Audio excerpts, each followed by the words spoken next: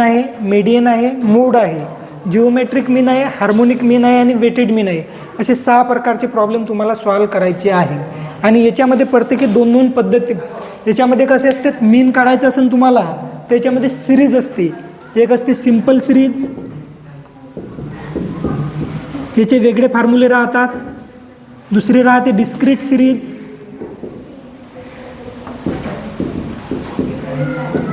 आणि तिसरी राहते कंटिन्युअस सिरीज.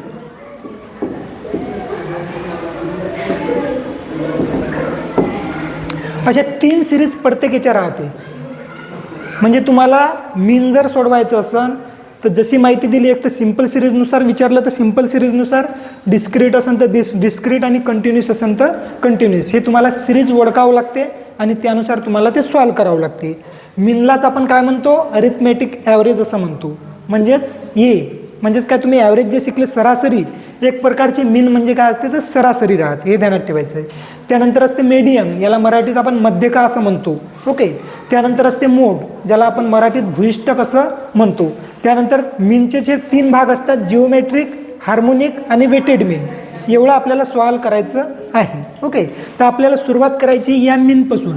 या मीनच्या जे 3 सिरीज आहेत, या तिन्ही सिरीजनुसार आपल्याला मीन सॉल्व्ह करायचं आहे. ओके. तर ह्या गोष्टी ध्यानात ठेवायच्या आहे. 6 याचे प्रॉब्लेम आपल्याला पहिल्या युनिटमध्ये दिलेले आहेत आणि 6 मध्ये आपल्याला प्रत्येकाचे 3-3 मेथड शिकायचे आहेत. पहिले आपण मीन पाहून घेऊ. मीन और अरिथमेटिक ॲव्हरेज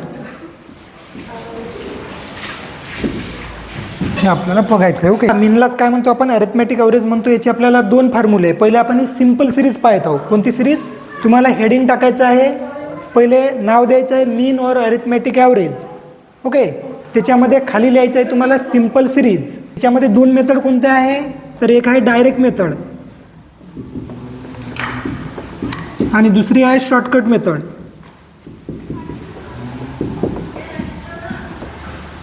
आता डायरेक्ट मेथडचा जर फॉर्म्युला पाहायचा असेल तर याचा फॉर्म्युला A=σm/n. त्यानंतर शॉर्टकट मेथडचा जर फॉर्म्युला पाहिला A=x+σdx/n हा याचा फॉर्म्युला राहील. ओके. ध्यानात ठेवायचे 2 फॉर्म्युले आपले. डायरेक्ट मेथडचा फॉर्म्युला A=σm/n आणि शॉर्टकट मेथडचा काय आहे तर A=x+σdx/n. एवढं ध्यानात ठेवायचं आहे. म्हणजे ह्या गोष्टी आपल्याला शोधून काढायच्या आहे. तर पहिले आपण मांडणी करून घेऊ. आता आपल्याला ह्या जे काही गोष्टी दिलेल्या आहेत, साईज ऑफ आयटम्स, हेच आपला काय आहे तर एम आहे. हा आपला एम आहे, साईज ऑफ आयटम्स.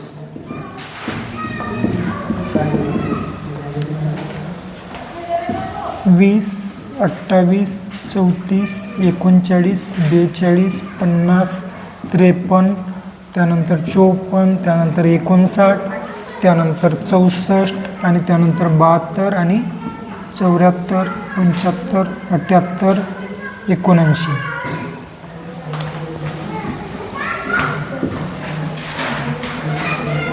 याला आपण नंबर देऊ, सिरियल नंबर. ओके. हे सिरियल नंबर काय तर 1, 2, 3, 4, 5, 6, 7, 8, 9, 10, 11, 12, 13, 14, 15 आहेत ना. ओके. 3, 6, 9, 12, 3, 15. याला आपण सिरियल नंबर दिले. हे किती संख्या आहे ते झालं आपला n. म्हणजेच n बरोबर किती आहे तर 15 आहे. हे ध्यानात ठेवायचं आहे. ओके. आता साईज ऑफ आयटम याचे जे टोटल आहे ते तुमचा काय आहे तर m आहे. m = किती होते याचे टोटल करा. 20, 28, 34, 39 याचे टोटल किती होते बघा. किती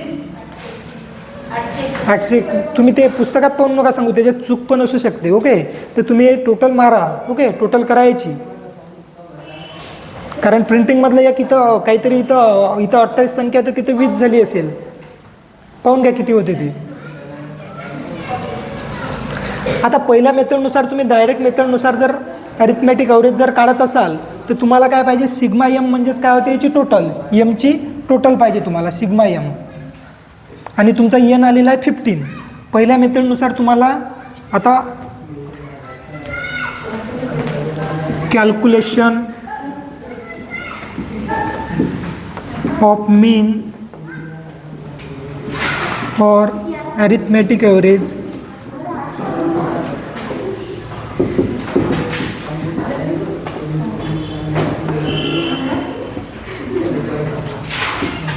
बाय फॉलोइंग फार्मूला.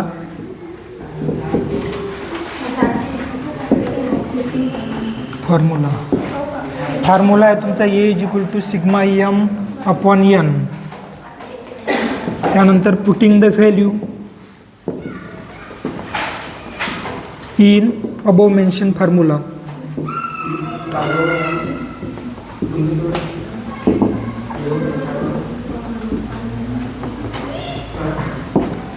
झालं. सिग्मा एम किती आला तुमचा? 821. ओके. आता पहिली जी मेथड आहे कोणती, तर डायरेक्ट मेथड. यानुसार आपल्याला सोडवण्यासाठी एवढी माहिती पाहिजे होती.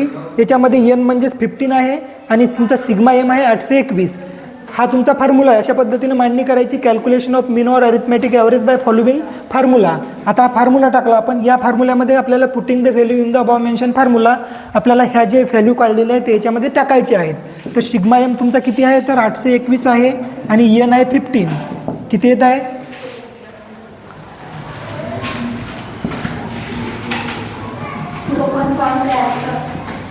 देअरफॉर मीन इज किती, 54.73.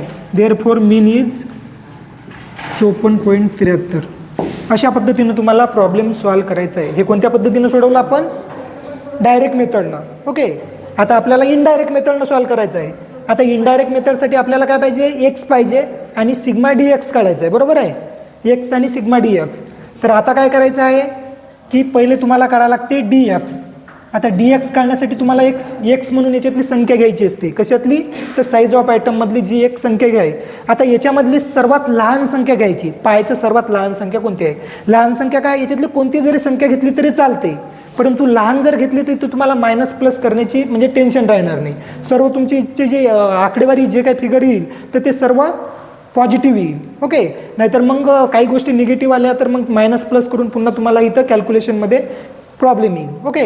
तर त्यासाठी याच्यामध्ये सर्वात लहान संख्या कोणती आहे ती पाहायची. सर्वात लहान कोणती आहे, तर 20. म्हणून एक्स बरोबर घेतला आपण 20. ओके. त्याच्यामध्ये बघा मायनस करायचं आहे या 20ला प्रत्येक याच्यातून.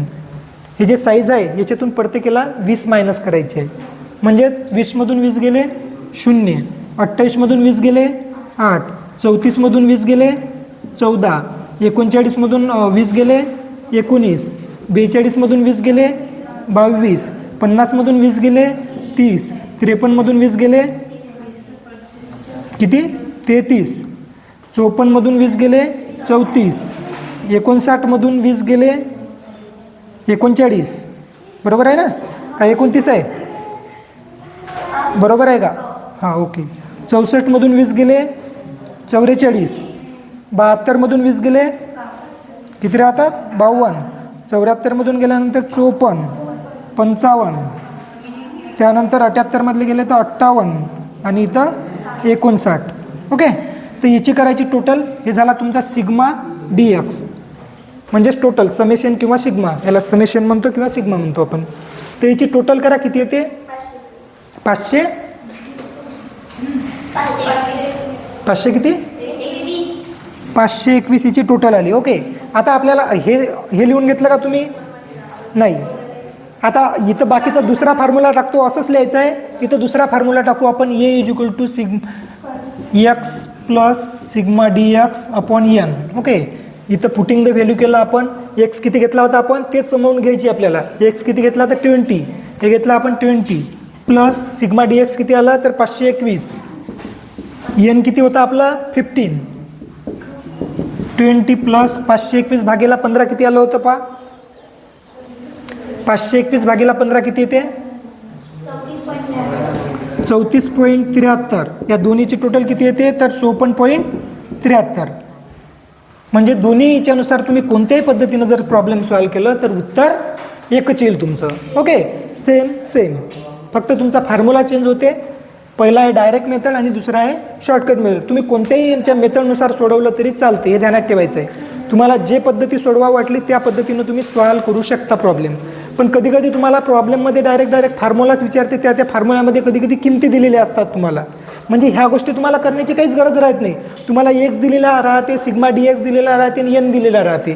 तुम्हाला डायरेक्ट फॉर्म्युला यूज करायचा, बाकी काहीच करायची गरज नसते. असं सुद्धा दिलेलं राहते. त्यामुळे सर्व गोष्टी तुम्हाला माहीत असल्या पाहिजे. ओके, काही प्रॉब्लेम आहे यामध्ये? एकदम सिंपल आहे. हे 2 वेळा कॅल्क्युलेशन करून व्यवस्थित लिहिजा. त्याला नाव पण द्यायचा, पहिले डायरेक्ट मेथड आणि मग शॉर्टकट मेथड.